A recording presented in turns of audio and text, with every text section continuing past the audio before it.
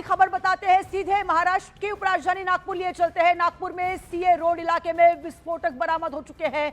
15 gelatin की छड़ें, 50 detonate, 8 connector मिले हैं। बम निरोधक दस्ता फॉरेंसिक टीम मौके पर पहुंच चुकी है। आरएसएस हेडक्वार्टर से 2 किलोमीटर दूर विस्फोटक बरामद हो चुके हैं। तो देखिए, इस समय बहुत बड़ी खबर हम आपको बता रहे हैं। ये बड़ी खबर आ रही है नागपुर से, जहां पर सीए रोड इलाके में विस्फोटक बरामद हो चुके हैं। 15 जिलेटिन की छड़ें, 50 डेटोनेटर, 8 कनेक्टर मिले हैं। साथ ही साथ बम निरोधक दस्ता और फॉरेंसिक टीम भी मौके पर मौजूद है। आरएसएस हेडक्वार्टर से 2 किलोमीटर दूर विस्फोटक बरामद हो चुके हैं। इसके पहले भी सीए रोड पर कई बार इस तरह की घटनाएं सामने आई हैं। इसके पहले हिंसा को भी अंजाम दिया गया था, वही वो इलाका है। और आज देखिए फिर से एक बड़ी खबर, जहां पर विस्फोटक बरामद हुए हैं नागपुर के सीए रोड से।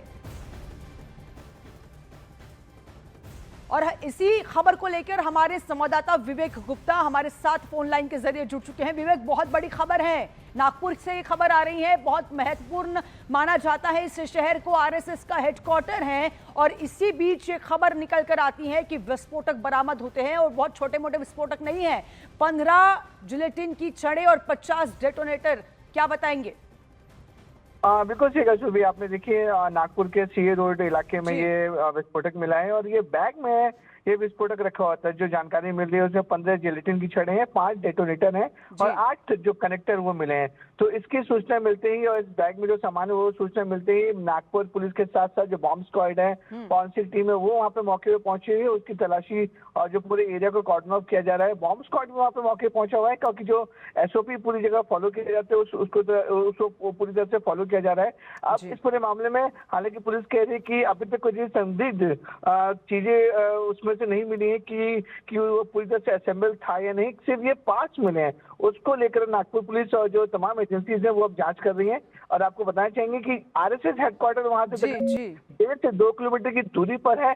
तो पुलिस जो है वो सभी एंगल में जांच कर रही है कि आखिरकार बैग में ये जिलेटिन कनेक्टर और डेटोनेटर कौन आया था और किसने रखे हैं। इसकी जांच नागपुर पुलिस कर रही है। लेकिन विवेक, ये बहुत महत्वपूर्ण सवाल यहाँ पर खड़ा होता है कि केवल 2 किलोमीटर पर आरएसएस का हेडक्वार्टर है, इसके बावजूद इस तरह से विस्फोटक वहां से मिलना, वहां से बरामद होना। इसके पहले भी हमने देखा था, पिछले साल ही उसी इलाके में कहीं ना कहीं एक हिंसा भड़क गई थी।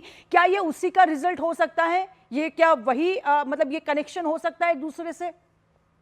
सुबह देखिए, इस पूरे मामले में अभी बहुत जल्दबाजी होगी किसी का कनेक्शन लगाना। लेकिन नागपुर पुलिस का साफ तौर पे जो आला अधिकारी है वो मौके पे मौजूद है। उनका साफ तौर पे कहना है कि इस तरीके की जो जिलेटिन और कनेक्टर है वो दूसरी चीज जो पहाड़ तोड़ने या फिर कुएं बनाने में भी इस्तेमाल होते हैं। तो अब ये जांच की जा रही है कि आखिरकार ये जिलेटिन और कनेक्टर किस वजह से आई। हालांकि पुलिस साफ तौर पे कह रही है कि सभी एंगल में जांच की जाएगी कि किस वजह से इस जो एक्सप्लोजिव है वो कहाँ से आया, किसने रखा, इसकी जांच जो है नागपुर पुलिस कर रही है। लेकिन ये इलाका बहुत महत्वपूर्ण माना जाता है। सीए रोड नागपुर का जो एरिया है वो एक बिजनेस ओरिएंटेड एरिया माना जाता है। बहुत ज्यादा घनी आबादी है वहां पर, और इसी बीच इस तरह से अगर घटना होती है तो कौन जिम्मेदार, किसको जिम्मेदार ठहराएंगे? देखिए, बिल्कुल सही सुबह आपने देखिए ये नागपुर का काफी बड़ा इलाका है सीए रोड।